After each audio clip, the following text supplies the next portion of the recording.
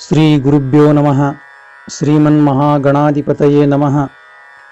ಎನ್ನ ಅಧ್ಯಾತ್ಮ ಬಂಧುಗಳೇ, 84 ಲಕ್ಷ ಜೀವರಾಶಿಗಳನ್ನು ತಿರುಗಿ ಈ ಮಾನವ ಜನ್ಮಕ್ಕೆ ಬಂದ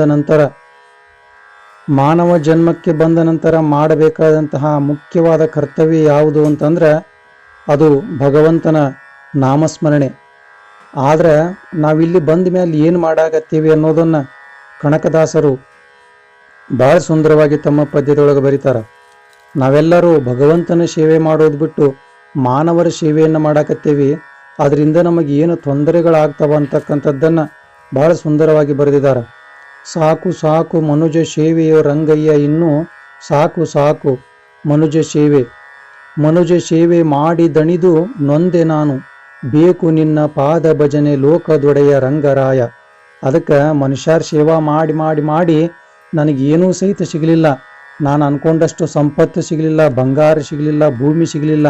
ಆದ್ರೆ ನಮಗೆ ಸಿಕ್ಕಿದ್ದೇನಪ್ಪ ಅಂದ್ರೆ ಅನ್ಯಾಯ ಸಿಕ್ತು, ಆಮೇಲೆ ದ್ರೋಹ ಸಿಕ್ತು, ವಂಚನೆ ಮೋಸ ಬರೀ ಇವ ಸಿಕ್ಕುವ ಹೊರತು ನಮಗೇನು ಬೇಕು ಅದು ಸಿಗಲಿಲ್ಲ ಅಂಥೇಳಿ ಬರೀತಾರೆ. ಹೊತ್ತರೆದ್ದು ಹೋಗಿ ಪರರ ಚಿತ್ತವೃತ್ತಿ ಎನ್ನೆ ಅರಿತು, ನಿತ್ಯದಲ್ಲಿ ಹಲವು ಕೆಲಸ ಮೃತ್ಯನಂತೆ ಮಾಡಿ ರಿಕ್ತ ಹಸ್ತದಿಂದ ಮನೆಗೆ ಸೇರುವೆ. ಬೆಳಿಗ್ಗೆ 4 ಗಂಟೆಗೆ ಎದ್ದು ಸಾವುಕಾರ ಹೇಳ್ಯಾರ, ದಣಿಗಳು ಹೇಳ್ಯಾರ, ಮಾಲಕರು ಹೇಳ್ಯಾರ ಅಂತ ಹೇಳಿ 4 ಗಂಟೆಗೆ ಎದ್ದು ಅವರ ಚಿತ್ತವೃತ್ತಿ, ಅವರ ಒಂದು ಚಿತ್ತ ಹೆಂಗೈತಲ್ಲ ಹಂಗೆ ನಾವು ಆಳಿನಂಗೆ ಸೇವೆ ಮಾಡಿ ಸಂಜೆ ಮುಂದೆ ಬರುಬೇಕಾದ್ರೆ ಏನು ಮಾಡ್ತೇವೆ ಅಂದ್ರೆ ರಿಕ್ತ ಹಸ್ತದಿಂದ ಮನೆಗೆ ಸೇರುವೆ, ಖಾಲಿ ಕೈಯಿಂದ ಮನೆಗೆ ಬಂದು ಸೇರ್ಕೊಂಡು ಬಿಡ್ತೇವೆ. ಇಂಥ ಮನುಷ್ಯರ ಸೇವೆ ಮಾಡಿ ನನಗೇನು ಲಾಭ ಆಗಲಿಲ್ಲ ಅಂಥೇಳಿ ಬರೀತಾರೆ. ಆಶೆಗಾಗಿ ಮತ್ತೆ ಕಂಡ ಕಡೆಗೆ ತೊಲಗುವೆ, ಬಂದ ಅಪರ ರಾತ್ರಿಯಲ್ಲಿ ತಿಂದು ಹೊರಗುವೆ, ರಂಗಯ್ಯ ರಂಗ ಅನ್ನ ಮನುಜ ಸೇವೆ ಸಾಕು ಎನಗೆ.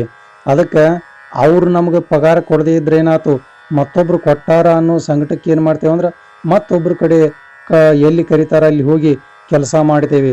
ಅಲ್ಲಿಯೂ ಸಹಿತ ನಮಗೇನು ಸಿಗಲಿಲ್ಲ ಅಂತಂದ್ರೆ ನಡುರಾತ್ರಿ ಮಧ್ಯರಾತ್ರಿ ಒಳಗೆ ಬಂದು ಮನೆಯಾಗಿದ್ದನ್ನು ತಿಂದು ಮತ್ತೆ ಮಲ್ಕೊಂತೀವಿ. ಇದು ನಮ್ಮ ಜೀವನ ಆಗಿಬಿಟ್ಟೈತೆ. ಅದಕ್ಕೆ ಮನುಷ್ಯರ ಸೇವೆಯನ್ನು ಮಾಡುವುದನ್ನು ನಾನು ಸಾಕು ಮಾಡಬೇಕು ಅಂತ ಹೇಳಿ ಏನು ಬರೀತಾರೆ ಅಂದ್ರೆ ಈ ಒಂದು ಪದ್ಯದೊಳಗೆ ಬರೀತಾರೆ.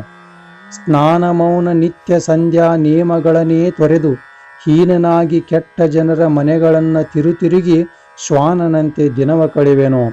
ನಾವು ಭಗವಂತನ ಪ್ರಾರ್ಥನೆ ಮಾಡಿದರೆ ನಮಗೆಲ್ಲ ಕೊಡುವಂಥ ಭಗವಂತ ಅವನನ್ನು ಬಿಟ್ಟು ಜಪ ಮಾಡೋದು, ಸ್ನಾನ ಮೌನ ನಿತ್ಯ ಸಂಧ್ಯಾ ವಂದನೆ ಈ ಎಲ್ಲ ನಿಯಮಗಳನ್ನು ಬಿಟ್ಟು ಹೀನ ಕೆಟ್ಟ ಜನರ ಆ ದುರ್ಜನರ ಒಂದು ಸಂಘವನ್ನು ಮಾಡಿ ಅವ್ರ ಮನೆಯೊಳಗೆ ತಿರುಗಿ ಆ ನಾಯಿಯ ಬದುಕಿನಂತೆ ನಮ್ಮ ಬದುಕನ್ನು ಕಳೆದು ಬಿಟ್ಟೆ ನಾನು.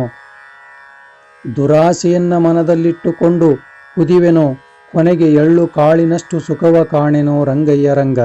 ಆ ಮನುಷ್ಯನೊಳಗೆ ದುರಾಸೆಯನ್ನಿಟ್ಟುಕೊಂಡು ಎಲ್ಲರಿಗಿಂತ ದೊಡ್ಡವ ಆಗಬೇಕು, ಎಲ್ಲರಿಗಿಂತ ನಾನು ಶ್ರೀಮಂತ ಆಗಬೇಕು, ಎಲ್ಲರಿಗಿಂತ ನಾನು ಮೇಲೆ ಇರಬೇಕು ಅಂತಕ್ಕಂಥ ಒಂದು ಕೆಟ್ಟ ದುರಾಶೆಯನ್ನು ಮನುಷ್ಯನೊಳಗೆ ಇಟ್ಟುಕೊಂಡು ನಾ ಏನು ಮಾಡಾಕತ್ತೇನಂದ್ರೆ ಇವರ ಮನೆಯೊಳಗೆ ದುರ್ಜನರ ಮನೆಯೊಳಗೆ ನಾಯಿ ಹಂಗೆ ತಿರುಗಿ ನನ್ನ ಬದುಕನ್ನು ನಾನು ಏನು ಮಾಡಿಬಿಟ್ಟನಂದ್ರೆ ಹಾಳು ಮಾಡ್ಕೊಂಡು ಬಿಟ್ಟನಿ. ಕೊನೆಗೆ ಎಳ್ಳು ಕಾಳಿನಷ್ಟು ಸಹಿತ ಸುಖ ಸಿಗಲಿಲ್ಲ ನನಗೆ. ಇಷ್ಟೆಲ್ಲ ಮಾಡಿದರೂ ಸಹಿತ ನನಗೆ ಎಳ್ಳು ಕಾಳಿನಷ್ಟು ಈ ಮನುಷ್ಯನ ಜೀವನವನ್ನು ಧಾರಣೆ ಮಾಡ್ಕೊಂಡು ಬಂದು ಮನುಷ್ಯರ ಸೇವೆ ಮಾಡಿದ್ದಕ್ಕೆ ನನಗೆ ಎಳ್ಳು ಕಾಳಿನಷ್ಟು ಸುಖ ಸಿಗಲಿಲ್ಲ, ಏನು ಮಾಡಲಿ ಅಂಥೇಳಿ ಆ ಒಂದು ಕನಕದಾಸರು ಬಹಳ ಸುಂದರವಾಗಿ ಬರೀತಾರೆ. ಒಡಲಿನಾಶೆಗಾಗಿ ನೊಣವು ತುಡುಕಿ ಬಿದ್ದು ಜೇನಿನೊಳಗೆ ಮಿಡುಕುವಂತೆ ಬಾಯಿ ಬಿಡುವೆ ಬಿಸುರು ಹಾಕ್ಷಣೆ. ಅದಕ್ಕೆ ಆ ಜೇನು ನೊಣ ಏನು ಮಾಡ್ತದಂದ್ರೆ ಮಕರಂದವನ್ನು ಹೀರ್ಲಿಕ್ಕೆ ಹೋದಂಥ ಸಂದರ್ಭದೊಳಗೆ ಎಷ್ಟೋ ಸಾರಿ ತನ್ನ ಜೀವನವನ್ನು ಕಳೆದುಕೊಂಡು ಬಿಡ್ತದೆ. ಹಂಗೆ ಆ ಒಡಲಿನಾಶೆಗಾಗಿ ಈ ಹೊಟ್ಟೆ ತುಂಬಿಸ್ಕೊಳ್ಳೋ ಸಲುವಾಗಿ ಆ ಏನಪ್ಪ ಅಂದ್ರೆ ಜೇನಿನೊಳಗೆ ಬಿದ್ದಂತಹ ನೊಣದ ರೀತಿ ಒಳಗೆ ರೆಕ್ಕೆಗಳು ತೊಯ್ದು ಅದಕ್ಕೆ ಹಾರಾಕ್ ಬರ್ದಂಗೆ ಅಲ್ಲೇ ಒದ್ದಾಡಿ ಆ ಜೇನು ನೊಣ ಹೆಂಗೆ ಸಾಯ್ತೈತಲ್ಲ ಆ ರೀತಿ ನಾನು ಏನಾಗಿಬಿಟ್ಟನಂತಂದ್ರೆ ಆಶೆ ಅಂತಕ್ಕಂಥ ಈ ಒಂದು ಗೇಣು ಆ ಹೊಟ್ಟೆಯನ್ನು ತುಂಬಿಸಿಕೊಳ್ಳಲಿಕ್ಕೆ ಬಹಳಷ್ಟು ಆಶೆಯನ್ನು ಹೊತ್ಕೊಂಡು ಅಲ್ಲಿ ಇಲ್ಲಿ ಎಲ್ಲ ಕಡೆ ಅಡ್ಡಾಡಿ ನಾನೇನಾಗಿಬಿಟ್ಟನಪ್ಪ ಅಂದ್ರೆ ಹುಚ್ಚನಾಗೇನಿ. ಕೊನೆಗೆ ಆ ಆಶೆಯ ಪಾಶದೊಳಗೆ ಬಿದ್ದು ನನ್ನ ಸಾವನ್ನು ಏನಪ್ಪ ಮಾಡಂದ್ರೆ ಆಹ್ವಾನವನ್ನು ಮಾಡಿಕೊಂಡು ಬಿಟ್ಟನಿ, ನನ್ನ ಜೀವನ ಹಿಂಗಾಗಿ ಬಿಟ್ಟತಿ ಅಂತ ಹೇಳಿ ಕನಕದಾಸರು ಬರೀತಾರ. ಕಾಗಿನೆಲೆಯಾದಿ ಕೇಶವ ಕೊಡಿಸೋ ನಿನ್ನ ಭಕ್ತರ ಸಂಗವ, ಒಡೆಯ ವೆಂಕಟಾದ್ರಿ ಮಾಧವ ರಂಗಯ್ಯ ರಂಗ.